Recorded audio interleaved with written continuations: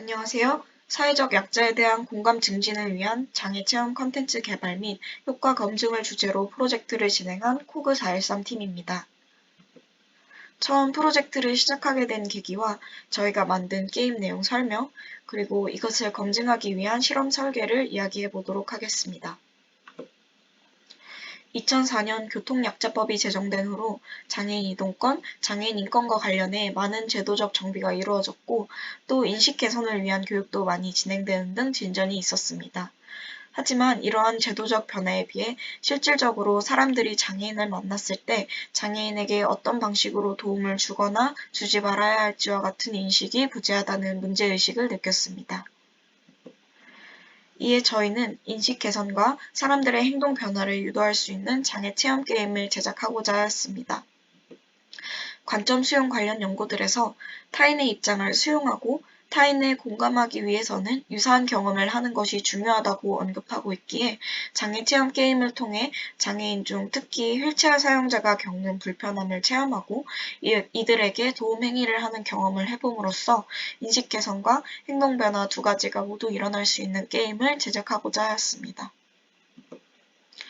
저희의 목표는 게임을 개발하고 이것을 실험을 통해 검증해 실제로 청소년 대상으로 장애 체험 교육을 진행하는 것이었는데 지난 1년간 저희는 실험 설계와 게임 개발까지 진행하였고 실험과 교육은 앞으로 진행할 예정입니다. 게임의 기본 줄거리는 집에서 대중교통을 이용해 학교에 가서 수업을 듣고 체육활동을 한 뒤 집으로 돌아오는 것입니다. 장애 체험과 도움 행위를 모두 경험한다고 가정했을 때 첫 단계에서는 휠체어를 타지 않은 상태로 학교에 가서 수업을 듣고 돌아오고 두 번째 단계에서는 다쳐서 휠체어를 탄 상태로 학교에 가고 수업을 들으면서 걸어 다닐 때는 몰랐던 불편함을 체험하게 됩니다. 세 번째 단계에서는 다시 회복해 휠체어를 타지 않은 상태로 정해진 이야기 속에서 휠체어를 탄 사람에게 도움이 필요한지 물어보고 도움 행위를 수행하게 됩니다. 휠체어를 타지 않았을 경우에는 아무렇지 않았던 등굣길이 휠체어를 타는 순간 돌아가야 하거나 체육 시간에 활동을 같이 할 수 없는 어려운 상황들이 이어지게 됩니다. 휠체어를 타서 원하는 곳을 빠르게 갈 수 없거나 계단뿐이기 때문에 돌아가야만 하는 상황이 펼쳐지는 것입니다. 2단계를 마친 주인공은 3단계 도움 게임에서 휠체어를 탄 사람이 항상 도움이 필요한 것은 아니고 휠체어를 탄 사람에게 도움이 필요한지 먼저 물어보고 도움을 줘야 한다는 것을 각 상황을 통해 보여주고자 하였습니다. 이 게임에서는 어떤 버튼을 선택하느냐에 따라서 대사의 방향이 달라지게 되는데요. 도움 단계에서는 도움을 주는 것이 목적이었기 때문에 지나간다는 선택을 해도 도움이 필요한지 물어보고 도움을 주자는 식으로 대화가 흘러가고 그냥 도와주려고 하면 놀랄 수 있으니 물어보고 도움을 주자는 식으로 대화가 나오게 됩니다.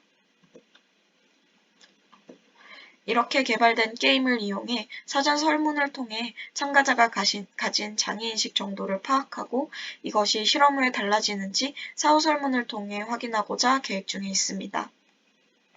체험 게임만 수행하는지, 도움 게임만 수행하는지, 혹은 체험과 도움 두 가지 모두 수행하는지에 따라 조건이 달라지게 되는데 각 실험 조건을 비트윈 변인으로 하여 실험을 계획해 보았습니다.